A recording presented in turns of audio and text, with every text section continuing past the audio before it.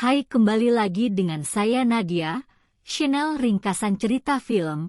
Kali ini saya ingin menceritakan tentang sebuah film yang berjudul Menu, mengkisahkan seorang chef yang mempunyai dendam dengan masa lalunya. Bagaimana keseruannya? Mari kita mulai alur ceritanya. Di awal film, kita diperlihatkan sepasang kekasih, si pria bernama Ford dan wanita bernama Margot. Mereka berdua berdiri di tepi dermaga kecil, menunggu kapal yang akan membawa mereka ke sebuah pulau. Bertujuan menikmati hidangan makanan-makanan mewah di sebuah restoran, hari itu bukan hanya mereka berdua saja yang pergi, melainkan beberapa orang-orang yang terkenal, dari artis, kritikus makanan, hingga para pengusaha. Kapal yang akan membawa mereka tiba. Di awal perjalanan mereka dihidangkan makanan pembuka dengan nama caviar lemon. Melihat ekspresi Margot kurang menyukai makanan tersebut, tapi Ford seperti orang yang sangat tergila-gila oleh makanan itu. Di sini Margot mulai risih dengan kelakuan Ford, karena Ford tidak berhenti mengoceh tentang makanan. Tibalah mereka semua di sebuah pulau. Mereka semua diabsen oleh seorang wanita, yaitu asisten chef yang bernama Elsa. Tibalah saat Ford yang diabsen. Di sini data yang diisi Ford dia dengan wanita lain, dan Margot pun terkejut. Dia pun sedikit kesal, lagi-lagi merasa tidak nyaman. Ternyata Ford sudah lama memesan untuk makan di restoran tersebut bersama pacarnya dahulu, dan asisten chef pun mengizinkan untuk ikut dalam tur tersebut. Elsa mulai mengajak mereka berkeliling pulau. Mereka diajak ke tepi pantai melihat nelayan yang memanen kerang, bertujuan untuk menu makan mereka nanti malam. Elsa membawa mereka melihat kebun yang ditanam sendiri, dengan tujuan untuk menjaga kesegaran buah serta sayuran. Tibalah mereka di tempat rumah asap untuk daging. Di sana daging-daging diasapkan secara manual dan dilakukan oleh para koki-koki. Mereka diajak ke tempat tinggal para koki. Mereka melewati rumah chef. Di sini Ford meminta izin kepada Elsa untuk mampir ke rumah chef, namun ditolak karena tak siapapun diizinkan untuk masuk ke rumah kepala chef. Mereka pun sampai di restoran. Mereka pun duduk di tempat yang sudah diletakkan nama sesuai nama masing-masing pengunjung. Dan para tamu diperbolehkan melihat dan mendekat ke para koki yang masak secara langsung. Semua koki kompak mengerjakan makanan sesuai tugasnya masing-masing. Para tamu pun duduk, dan mereka dihidangkan menu pembuka yang bernama amuse bunche, sebuah acar buah manis yang ditaburi taburan salju susu. Tak lama kemudian, chef pun tiba-tiba datang dan menyiapkan hidangan pertama. Sebelum menghidangkan menu, chef pun mencoba seluruh bahan untuk hidangan pertama. Apakah hidangan tersebut sudah sesuai dengan lidah chef? Sebelum chef memberikan hidangan, dia membuka kata-kata sebagai berikut. Kalian jangan hanya makan, kalian juga harus merasakan berbagai macam rasa yang masuk ke dalam mulut kalian secara mendalam. Selanjutnya di mana untuk menu pertama, memanggilnya dengan sebutan Islandalias. Ia dapat nama tersebut dari gambaran sebuah pulau yang dipenuhi berbagai kreasi indah di sekitarnya. Tentu saja tidak bisa dipungkiri memang chef ahli di bidang itu. Sampai-sampai Ford langsung menangis dengan kata-kata pembuka chef. Dalam sekejap karena kreasinya yang luar biasa berubah 180 derajat. Tapi entah kenapa, dengan makanan tersebut bahkan selama karirnya berjalan sebagai seorang kritikus makanan, baru kali ini ia mendapat makanan yang benar anehnya. Dan lagi bukan hanya lidahnya saja, para pengusaha pun juga.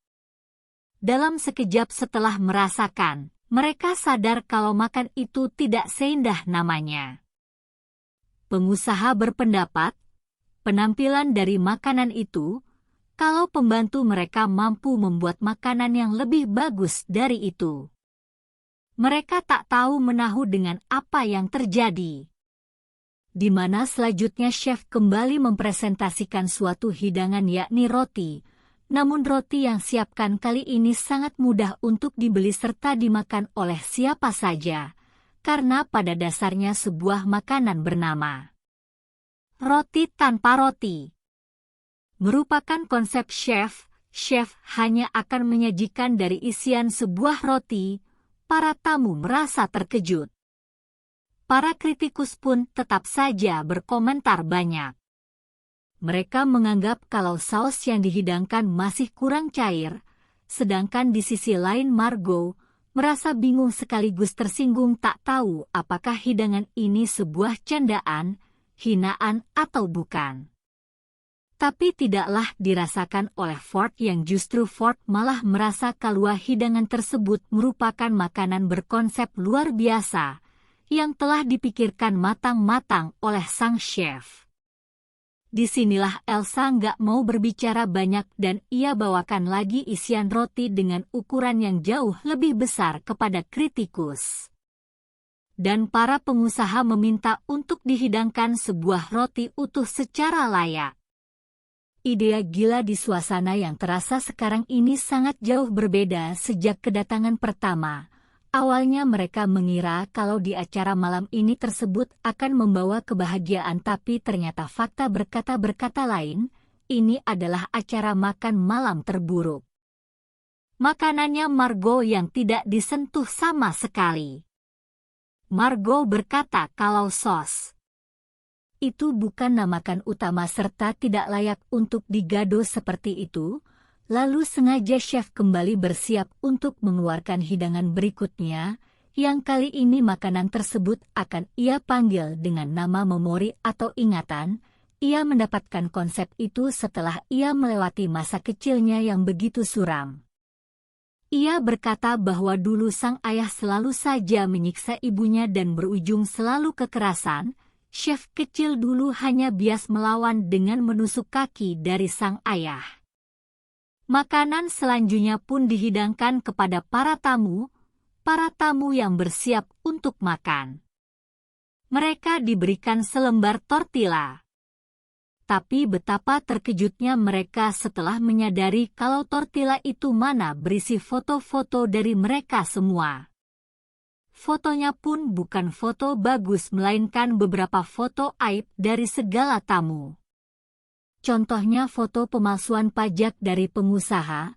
Para pengusaha mereka bertanya kepada Elsa dari mana mendapatkan foto itu, namun yang jelas menegaskan bahwa para koki beserta seluruhnya pengetahuan terkait apa saja yang dimiliki oleh pelanggan mereka, termasuk pekerjaan, serta latar belakang kehidupan, dari masing-masing orang.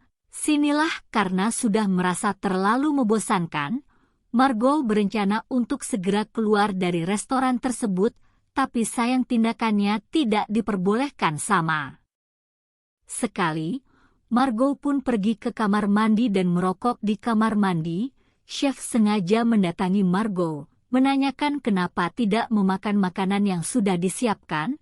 Namun Margot nggak mau bertele-tele dengan membilang tidak suka dengan makanan tersebut, dan Margot kembali ke kursinya. Kali ini ditampilkan oleh seorang pria yang merupakan seorang wakil chef kepercayaannya yang bernama Jeremy. Jeremy ini akan menyajikan suatu hidangan yang bernama kekacauan. Chef berkata kalau Jeremy ia adalah koki yang bertalenta serta sangat kreatif. Hanya saja seberapapun usaha yang dilakukan oleh Jeremy ia tak akan pernah bisa menggantikan posisi dari chef dan oleh karena itulah saking kreatifnya Jeremy pun langsung menembak dirinya sendiri secara mendadak. Serta menyebabkan semua orang panik dalam sekejap. Di sini chef hanya berkata bahwa aksi Jeremy merupakan konsep dari menu yang sengaja diciptakan oleh Jeremy sendiri, maka dari itu lahir makanan dengan tersebut disebut dengan nama kekacauan. Menu yang dihidangkan dari berisikan berbagai macam daging premium, dan chef mempersilahkan untuk menyantap, Namun semua orang benar-benar kehilangan nafsu makan, tapi berbeda dengan Ford, ia tetap saja menyantap makanan itu. Di sisi lain Margot juga tidak menyangka bahwa ada pasangan kakek dan nenek hendak pergi namun dihadang. Malah berujung kepada aksi memukau, yakni dipotongnya jemari manis si kakek secara sengaja, dan salah satu koki pun mengambil cincin di jari manis si kakek dan memberikannya kepada nenek. Dengan begitu para tamu semakin panik tidak karuan terkecuali si Ford yang semakin menikmati makanannya. Si Margot dipanggil chef ke dapur, dan chef berkata kalau Margot adalah seorang perusak menu. Karena sebenarnya bukan Margot kesini mainkan mantan kekasih dari Ford yang bernama Nita. Dan yang bikin kaget, chef juga memberikan informasi bahwa di penghujung acara semua orang akan tewas. Alhasil Margot pun diberi pilihan apakah ia ingin mati bersama para pelanggan atau lenyap bersama para pekerja. Margot diberikan waktu selama 15 menit untuk berpikir secara bebas. Di samping itu para pelanggan mulai protes dan bertanya kenapa chef melakukan semua ini.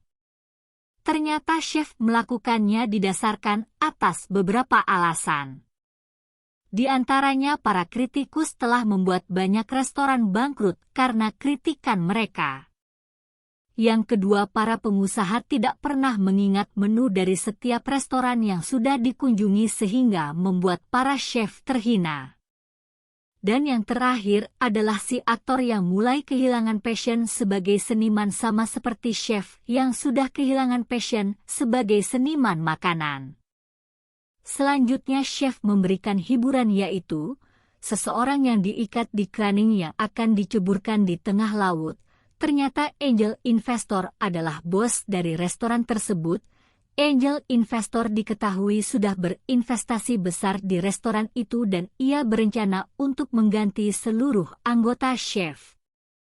Chef pun langsung mempersembahkan sebuah pertunjukan bernama The Angel Fallen. Ini akan berlangsung selama acara tersebut, sang investor pun langsung diceburkan ke dalam laut. Dan acara itu pun usai. Margot pun dipanggil chef. Margot itu mengaku bahwa ia telah memalsukan namanya, sebenarnya Margot bernama Erin, bahkan dia bukan juga seorang kritikus makanan melainkan ia adalah seorang wanita panggilan. Mendengar hal itu chef berempati kepada Margot karena seharusnya ia tidak berada di tempat ini, dan chef melanjutkan pekerjaan. Tak lama dari itu hidangan selanjutnya pun segera dimulai. Kini pada konsumen dipersilahkan untuk keluar, di mana chef memanggil asisten kokinya yang bernama Catherine menjelaskan. Kalau dulu chef pernah berusaha untuk memperkosanya sebanyak 2 kali. Namun ia berhasil melawan. Berujung kali ini Catherine akan membalas dendamnya dengan menyerang paha chef menusuk dengan pisau. Acara selanjutnya para pria diberikan waktu untuk segera kabur secepat mungkin. Di mana setelah 45 detik kemudian para koki akan mengejar, dan semua pria pun berlari. Dengan konsep seperti inilah para wanita dipersilahkan untuk masuk kembali ke dalam restoran. Bahkan dengan kesempatan yang ada para wanita sengaja merayu Catherine untuk membantu mereka kabur dari restoran tersebut, namun siapa sangka bujukan itu tidak akan pernah mempan, karena sesungguhnya yang mengusulkan adanya kematian di penghujung acara ini adalah Catherine sendiri. Para pria pun sudah tertangkap oleh para koki terlatih. Dengan begitu mudah, sebelum acara benar-benar dimulai. Chef sengaja menegur Ford. Karena ternyata mereka berdua sudah saling kenal satu sama lain, bahkan siapa yang menduga kalau Ford juga merupakan seorang koki di restoran itu. Dengan begitu tidak heran lagi kalau dari awal ia selalu memuji serta menikmati seluruh makanan chef. Chef masih saja menyayangkan kenapa Ford bisa salah mengajak orang, seharusnya target malam ini adalah seorang wanita bernama Nita yang juga kritikus makanan. Dan chef pun menyuruh Ford untuk memasak bagi mereka semua.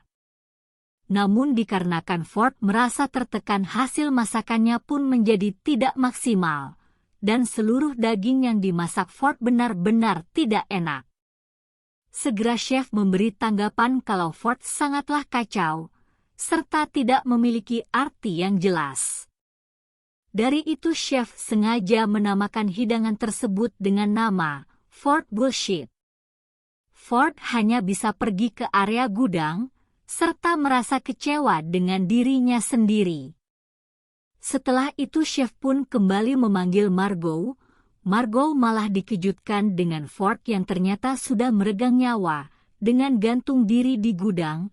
Dari situlah Margot pun langsung diangkat menjadi anggota oleh chef.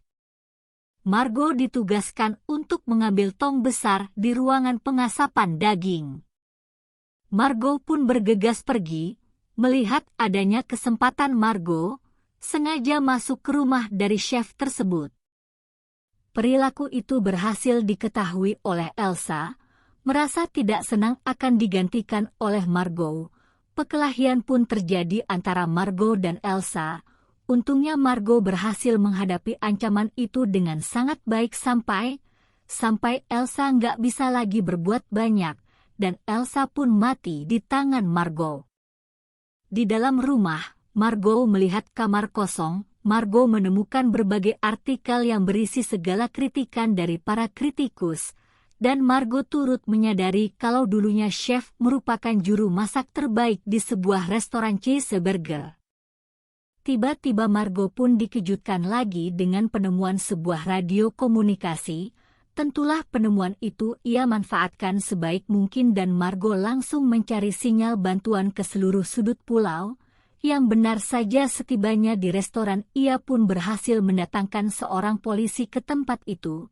Chef bergegas untuk membereskan segera kekacauan serta menutupi semua kerjaannya. Tapi bukannya menindak tegas si polisi, tapi polisi melihat idolanya si aktor. Ia awalnya polisi tidak merasa janggal, tapi sampai di satu momen polisi minta tanda tangan, bukannya sebuah tanda tangan yang diberi oleh si aktor. Polisi itu menerima kalimat minta tolong. Polisi pun mengeluarkan senjata apinya, para pengunjung pun merasa lega. Namun sayangnya polisi tersebut juga anak buah dari chef dan para pengunjung mereka semua hanya bisa pasrah. Sepasrah-pasrahnya pengunjung, tapi tidak dengan Margot secara tegas mengatakan kalau makanan yang telah dibuat oleh chef benar-benar sampah karena tidak ada cinta di dalamnya. Mencoba seluruh masakan chef sangatlah hambar, serta tak mengenyangkan. Margot pun masih sangatlah lapar dan Margot minta uangnya dikembalikan.